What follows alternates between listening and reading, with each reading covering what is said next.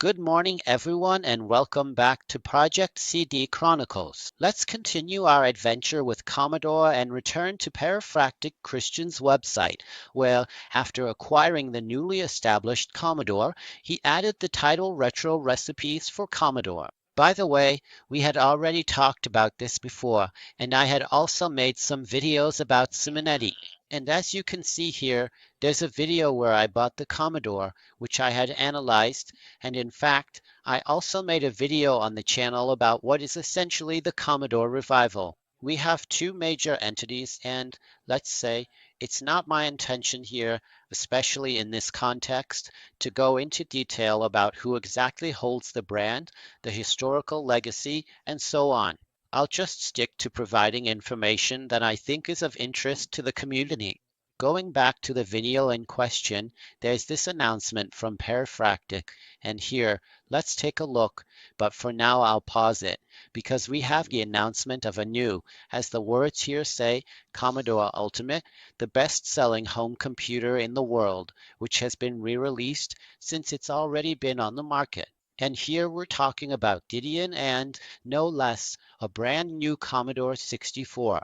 So, coming back to us, hoping that this video doesn't spark any, well, let's say, unnecessary controversy, but I'll still leave it for you to watch in the link in the description. What we have here is a nostalgic introduction to the Commodore 64, and so it's a tribute to the Commodore 64 itself, the iconic computer that, let's say, accompanied us throughout our childhood.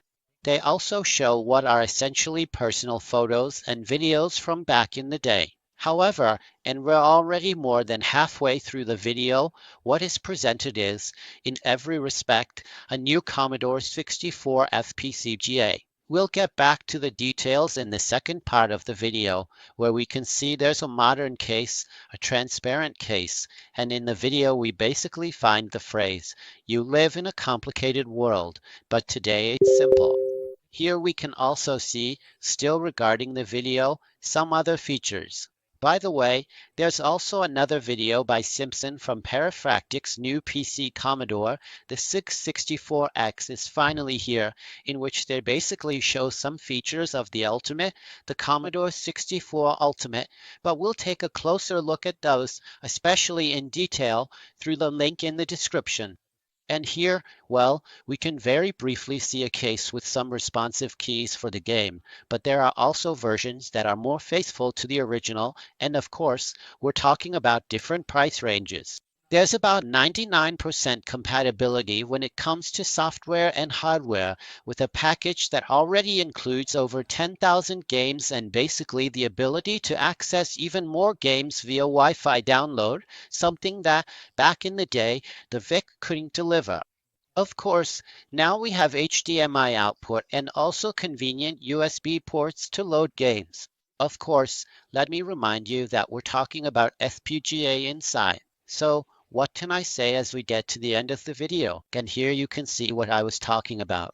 Low latency FPGA Inside. Obviously, it's an invitation to buy. Here, by the way, it also gives us some more technical details. We have compatibility with existing peripherals, of course, so it maintains compatibility with original peripherals like the dataset, the reader, and floppy drives. Let me remind you, and we'll get to this especially here, that this board is based on Gideon's Ultimate. In the past, there were a few minor issues, but they've all been, let's say, resolved. Specifically, if I remember correctly, there was about some connectors with the FPGA. But anyway, these are more technical details. Let me wrap up this part of the video by saying that, of course, the FPGA is a module that we program, and clearly there would also be interest in bringing back to life computers like the 128, the Amiga, and so on. But what comes out both in the discussions in these videos and in those of other videos is that basically there's currently a lack of interest in bringing these things back to life, especially from a rather small community when it comes to creating these kinds of alternatives. And, well, it's a shame because we could at least focus on some alternative projects. Well, having finished this first part, we still need to go to the website, which, of course, is where you can make the purchase. I want one Commodore 64 Ultimate Classic from Ultimate Function. Well, let's say that this product isn't new, so it's not an entirely new product, but something that already existed. It's mainly a commercial operation aimed, so to speak, at reassembling and rebranding, and as I mentioned in previous videos, using high quality components. Instead of having all the parts separate, which the end user would then have to put together, we now have a complete final product specifically for the end user to be sold in different price ranges and for various uses. All right, before moving on, I wanted to go to the Ultimate Gideon, and here's the reference to the website. So the heart of the system is the motherboard, basically the Ultimate 64-2 Elite by Gideon, which is a hardware reimplementation of what the Commodore is, so the Commodore's motherboard. As I mentioned, it's based on FPGA technology, which stands for Field Programmable Gate Array. The Commodore 64 Ultimate board will be largely the same,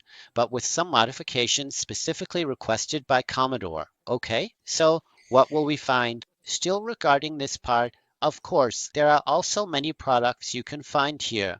A mechanical keyboard, a case that exactly replicates the original one. Here we see it in color, but it's also available in gray, so to speak. And believe it or not, as for the firmware of this board in the Ultimate version, connected specifically to Perifractic, the menu will be customized with the Commodore brand. Okay, and this is a bit of what I was telling you, the mission that Christians had set for himself in reviving the Commodore brand, the historical legacy, and in rebranding these products, which are numerous within the community, but rebranding them with the Commodore name. All right, now let's get back to us. Classic form, Ultimate function, starting from $299. So what can we say? The base model, because there are several models, costs about 330 euros, shipping costs obviously not included, and customs duties not included either, since these days customs duties are also a topic of discussion. There are several editions to choose from. A basic edition is essentially this one, the classic, with the case we're used to. You can see another edition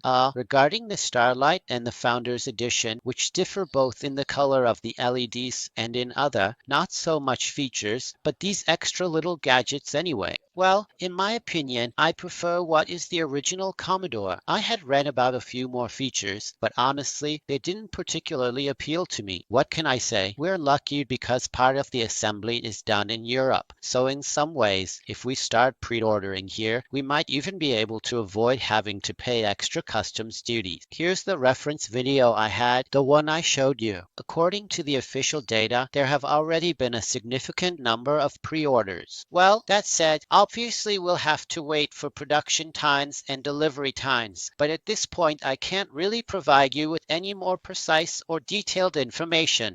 One last thing, in the final part of the video, I'll give you some technical information that I've summarized, which is typical for enthusiasts, and then we'll wrap up the video with a goodbye until the next ones. Alright, last part of the video, but I actually wanted to start from the end, Commodore, as you can see 2025 Commodore International Corporation. And this, let's say, is both a finishing point and a starting point. But what I want to give you now is a series of additional technical details that will basically be of more interest to, let's say, the more experienced users. The hardware is based on an FPGA, the AMD Xilinx Artix. There are also Gideon's boards. It offers extended compatibility for 99% of games because, after all, it's not the original Commodore 64 hardware. We have an HDMI output, Wi-Fi, audio outputs with a jack, and what's built in is a dual SID and also a backlit mechanical keyboard. And here we basically come back to almost all the products from Gideon's Ultimate line. By the way, it also comes with a huge catalog of games, 10,000 vintage games, so you can obviously play them using the formats we already know, D64, TAP, ROM, C64, and so on. And what else can I say? The alternate, one of its special features is DMA loading and also with emulation for tape and drive. Okay, typical for games. And so it also includes a USB drive, which is basically a small 64 gigabyte stick with several games pre-installed. That's it. I won't say anything more. Let's go back, so to speak, to the beginning. As we've already mentioned, there's a basic edition, a Starlight edition, and a Thunder Sea edition, and the prices range from about 250 euros up to almost 450 euros. So what else can I say? What do we have here that sets it apart from the others? But really, basically, the first one has an original case. The second one has backlighting that's a bit more responsive to the game. The third one, which is the one that costs 450 euros or bit bucks, basically comes with gold badges, a certified t-shirt, and a serial number. When will they be available? Definitely from October onwards, but of course we'll have to wait for the actual production of all these components and then for shipping. What else can I say? Commodore, Commodore International, Perifractic, Christian Simpsons, the return of the new Commodore.